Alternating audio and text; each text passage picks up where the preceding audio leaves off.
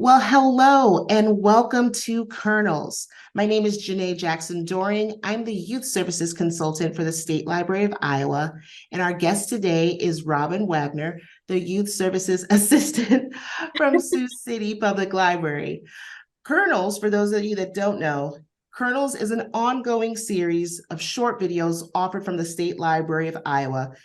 Each installment is a pop of professional development that gets right into the library service, a practice, or a program that's applied in a public library setting. Kernels features in-practice librarians discussing their work so that other in-practice librarians can learn from their experiences. We post Kernels on our State Library of Iowa YouTube page, and there's a whole playlist of them, so check them out. We've got tons and tons of videos for you to view. They are cross-posted to Iowa Learns, our learning management system, so Iowa librarians can watch them for CE credit. So you can just watch this complete video, and then when you're done, you can complete an evaluation. And with me today, like I said, is Robin Wagner, and we are going to learn all about her program. Can you please share your program today? So we at the Sioux City Public Library, we have a successful teen event that we, after some trial and error, have landed on what we think is a really good system. It's a teen after hours event, and it's a mystery. So depending on the theme for summer reading, we kind of alter it.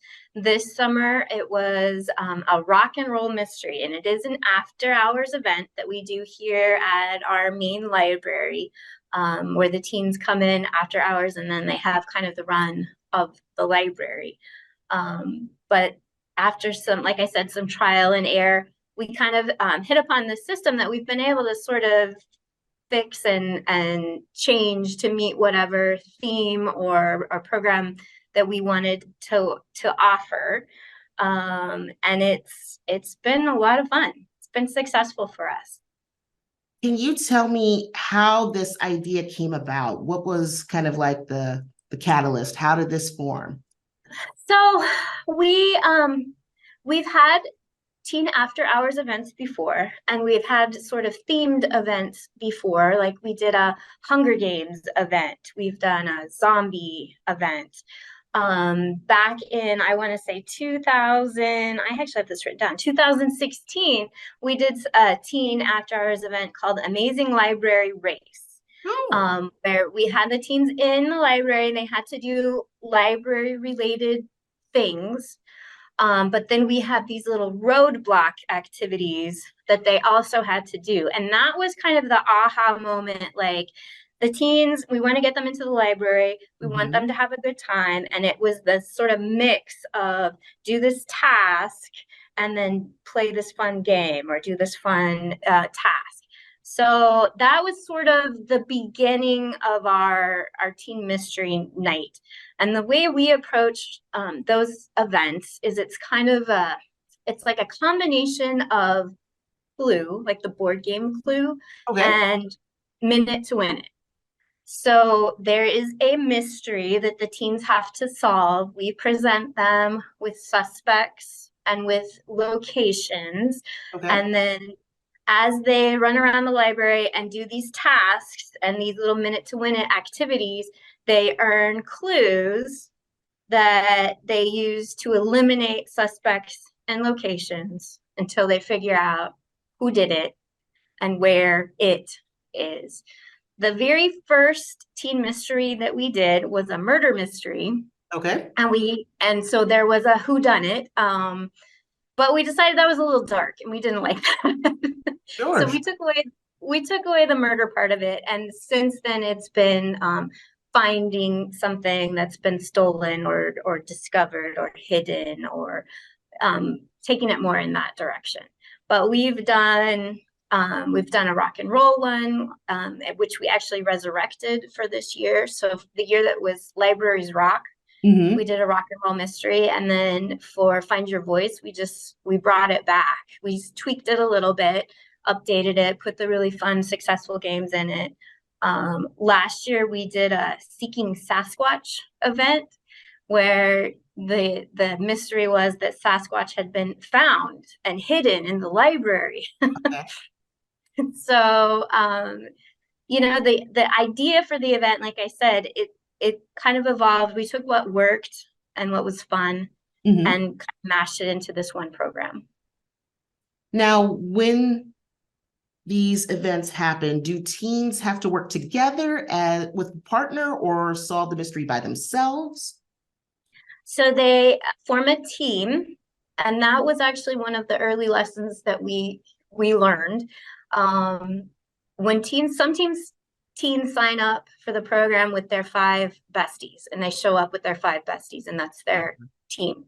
But some teens get signed up by mom and dad, and they show up by themselves, and they don't really know what's going on.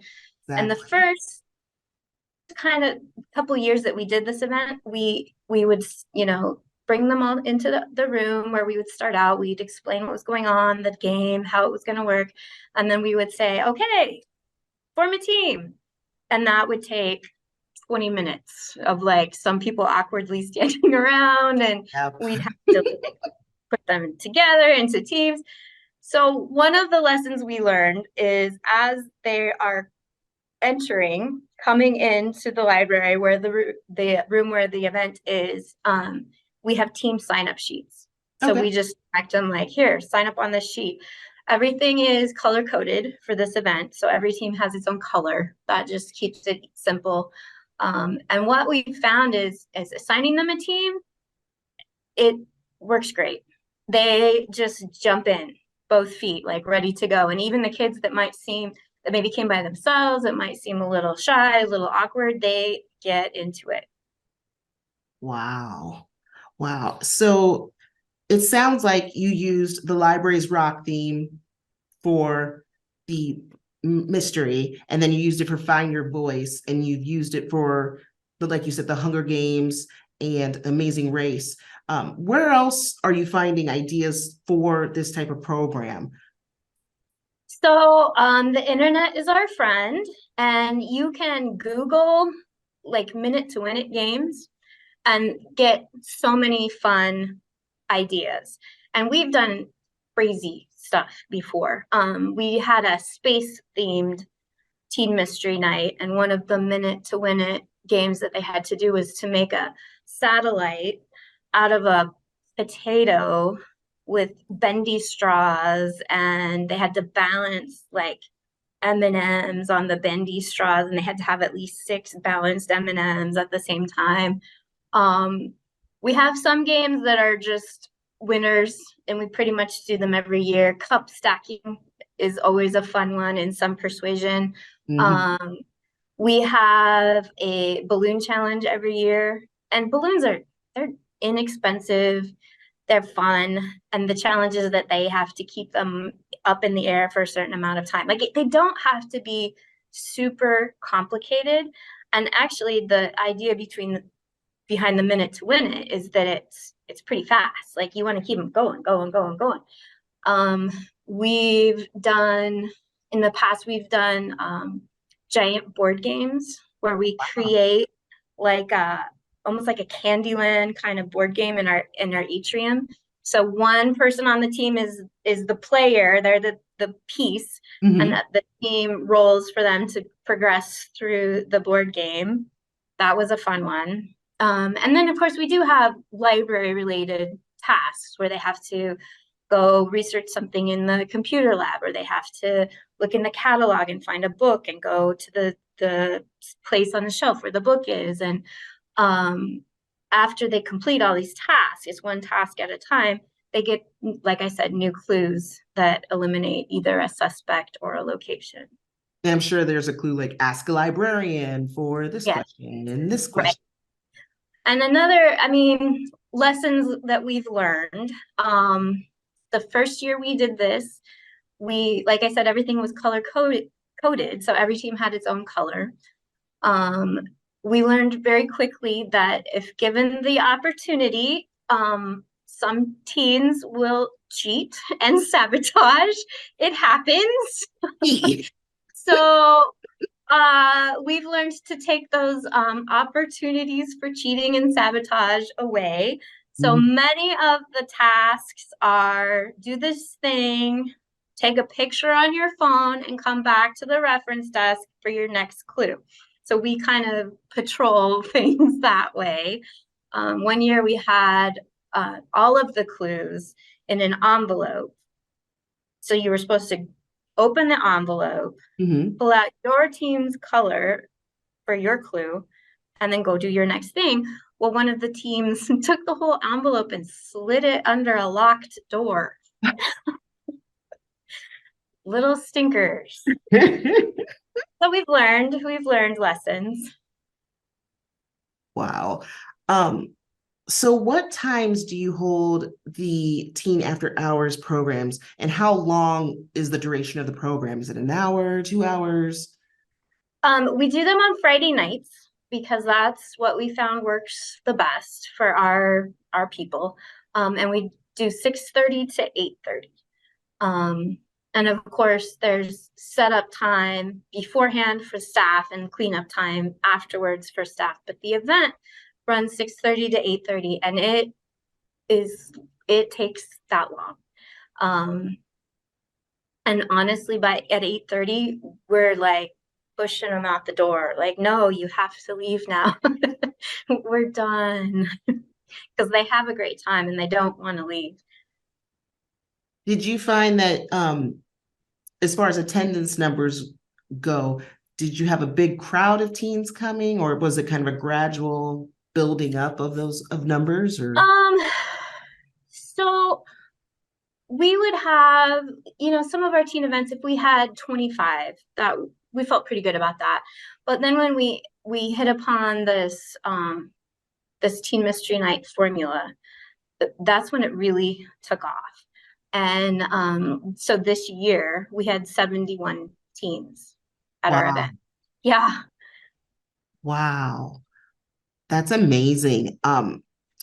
So how much staff time do you have as far as preparation? I mean, how many staff members do you have on hand for your events?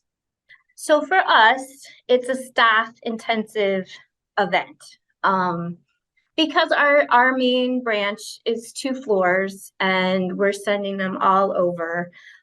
So we have 8 staff people on hand for the event itself for that night.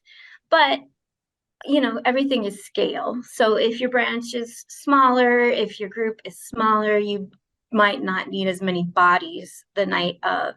But we'll have, so upstairs is our reference desk, and we'll have 2 staff people at the reference desk, and they're kind of handling all the upstairs tasks. Sure. Um, we have some of the games, the minute to win it type things. We have a staff person in charge of that game so that we can hand out clues and move people along. One thing that we do that you certainly wouldn't need to do, but it's really fun, is we introduced a mini escape room into our teen mystery night. Yeah, the first year we did it was we called it a moon museum Okay. escape.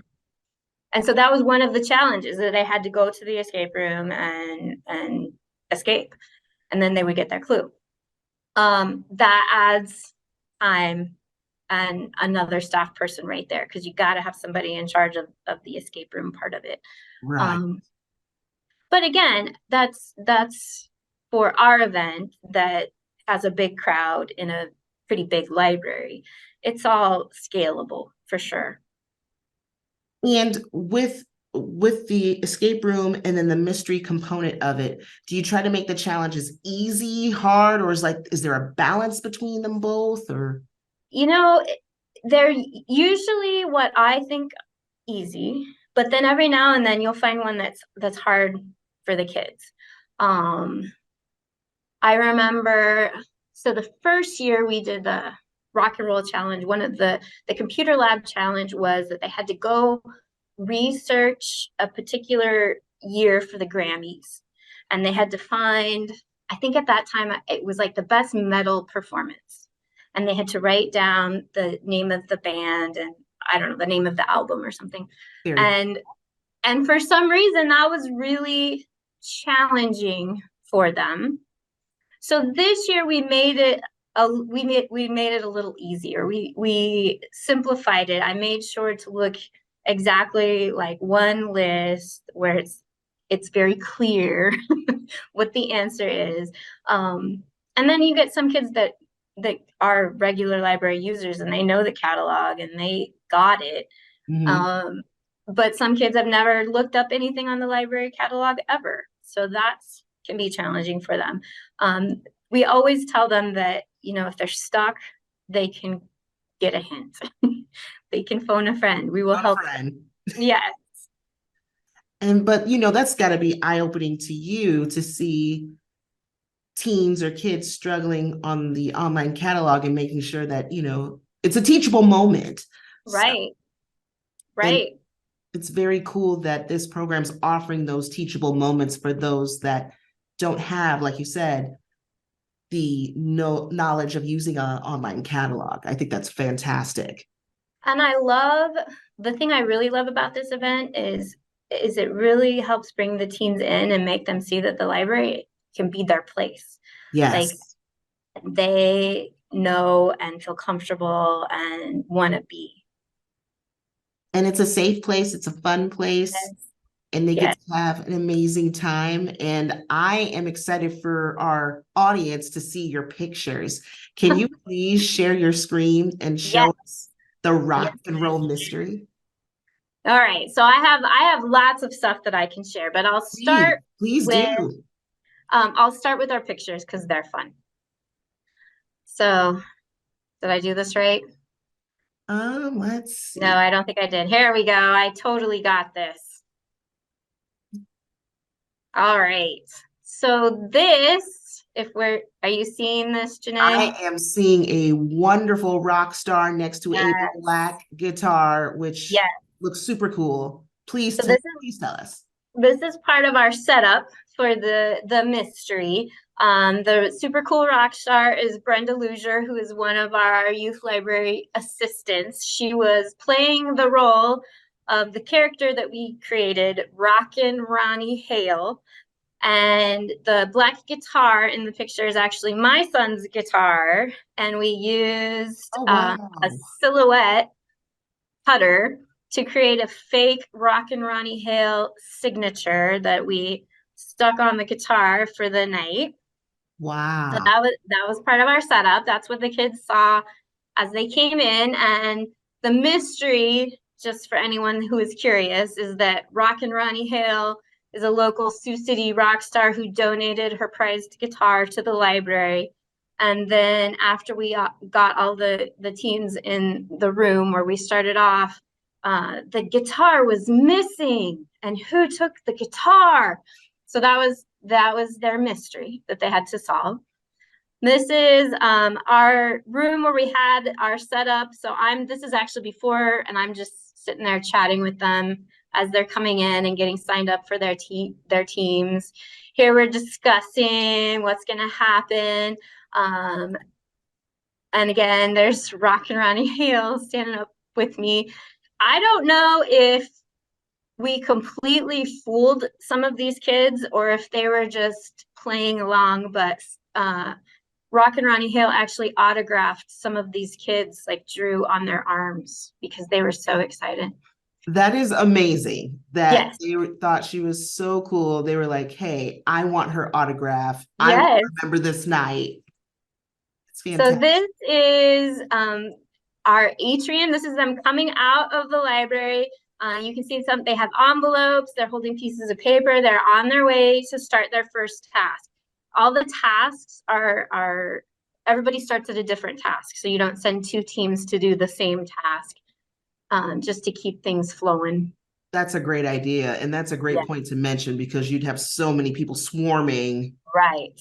to get And something done. we kind of have a system for how we organize the teams and which clues we start on and all that. And I'm perfectly happy to share all of our information with anyone who's wants to try this event. I really do think that it would work for any library. Here's again. Yep, more kids, more teens, and you can see we got a really interesting mix of kids, like some singletons, some people who came with 8 of their best friends. And then they just get to run through the library like crazy people. This was in our little book nook area of our picture book section. We had a selfie wall set up. So they had to take a selfie with their team and these like silly rock and roll props that we had. And then they had to show the picture to the info desk to get their next clue. This is the mini escape room that we did. So if you can see, there's a box on the table there with a lock. And so they had to decipher the clues to find the combination for the lock and open the box. And there's those girls again, and then back to Rockin' Ronnie Hale. She is rocking out. She is rocking. So this was the graphic that our amazing graphics and marketing person created for us. We always have like a little booklet that we give out that has the story that we designed for the year. So let's see. Beautiful graphic. I know, she did a great job. So, these are our tasks. So, and I'm willing to share this with anybody. So task 1 sends them somewhere. Depending on what the task is, they have to write things down and give it back. And then their next task starts with a clue. So clue 1, task 2, and it follows through like that. Bounce off challenge. The task 2 there is it's a game with like ping pong balls. So they had to complete the bounce off challenge, and then they get their next clue. And then here's a library task. So the First Rule of Punk by Celia Perez. They had to find the book. The hidden message was in UV ink that was in the book. And so every team gets a little lanyard with a UV light that they use to decipher the hidden message. So just continuing on like that. There was 14 tasks because that's how many we needed to eliminate all of our suspects. Let's see. Thelma von Stump. I love. Oh, yes. So this is, let's do this. So this was our rock and roll mystery booklet. Rockin' Ronnie Hale used to play music in her parents' Sioux City garage. Her world changed when she won So You Think You've Got Talent to be that singing star with the voice. Now she's a rock star and plays sold out shows around the world. So again, just introducing our story. We do give them rules because they're teenagers and they need rules. Your team must work together, give everyone on your team a chance to participate, talking about challenges and everything being the same color. You will find 14 clues to complete the mystery, read the clues carefully, have fun, be awesome is always the last rule. And then there is a warning. Anyone found cheating or sabotaging other teams will be punished by the roadies. And they're very cranky, it says. And then we set up our suspects. We always have Helen Rigdon, our library director, is always one of the suspects. I think actually she was the culprit this year. Helen took the guitar this year. Helen was a criminal. Oh my goodness. Yeah. She has secret girl band desires. She wants to be in a girl band. Our locations, we had to be very clear. This was another learning moment for us. They wanted to go to the locations. So we had to be very clear that they weren't actually going to go to the boiler room or the library roof. These were just locations they were eliminating based on their clues. So really stating those expectations very, very clear. Yes, very clear. And then this sheet was their checklist. So this is how they eliminated people. And and solved the mystery. And again, this format. Once you have the format, you just change the story to fit whatever theme you want. Wow, this is so cool.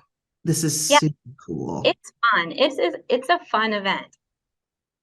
Now, were there any prizes handed out if they were the first team to solve the mystery, or just everybody received a prize, or? Everybody received a prize. We had just stuff that they could choose. Sometimes it was books that we had extra copies of, or just little swag, or whatever we had on hand, posters, whatever. They could choose what they want. One year we made little tiny trophies, and those were hugely popular, and they were like cheapo Amazon plastic trophies that we put a sticker on. And those you But can just teens, like bulk order? yes. The teens loved them. Hello, this is Janeé Jackson-Doering. We had some technical difficulties, so pardon the difficulties. I'm going to summarize the remaining portion of Robin's interview. She had said for the Amazing Race Teen After Hours Mystery Program to have prizes for everyone, not just first, second, and third place winners. She found that when she had only first, second, and third place winners, the other teens did not want to finish. So make sure you have prizes for everyone, so that way everyone feels included. Everyone feels like they've solved the mystery. Some of the prizes that she handed out during the program, she had extra books, extra copies of books. She had some little swag that she had stored in her space, some posters, just things on hand to give to teens. She also had one year where she ordered a bulk of trophies, small trophies from Amazon.com, and they decorated the trophies with a little sticker that said, you're a winner. So even think about that too, just getting some bulk trophies in and decorating them and then just handing them out when the event is over. If you are wanting to start this program at your library, she said, make sure you budget for snacks because teens love food. If you have food, they'll come. So, and the snacks don't have to be very intricate. You don't have to have a big dinner, but just something that feeds them. One year she had popcorn and all the toppings to go with the popcorn for the event. Another time she had food donated. For example, she contacted her local Pepsi distributing company and they donated pop. And she contacted Chili's to get queso and chips and salsa donated. So if you're able to, reach out to those businesses in your area. Who are your local businesses or restaurants that you can contact that they could possibly donate food for your teen program? If you don't have any restaurants that are willing to donate food, add that to your budget. Make sure you are budgeting for prizes and for food, because once you feed them, they'll come. So definitely feed your teens, give them some fun snacks, and also just do the program. Just try it. Try it out at your library and adapt it to your space. You can have it during the summer, as Robin had for her programs, or you can have it during the school year. Maybe you host a teen after hours program during the school year. Maybe it's during, what do they call this? The winter break. Have it during a winter break or spring break, or on a day when they don't have school. Think about how you can incorporate this program during the school year. If you want to have it during summer reading, great. If you'd like to try an after hours program during the school year, try it. Maybe schedule it on a Friday night, 6:30 to 8:30, like Robin had. Either way, just try it, just do it. See what will work for your community and what will work for your teens. Robin is more than willing to share all of the information she provided today, the task sheets, the information about the mystery, the story. So if you need information, contact her at youthservices@siouxcitylibrary.org. Or you can call the Sioux City Public Library also and ask to speak to Robin or the youth staff, and they can assist you as well. Once again, I'd like to thank you for watching Kernels.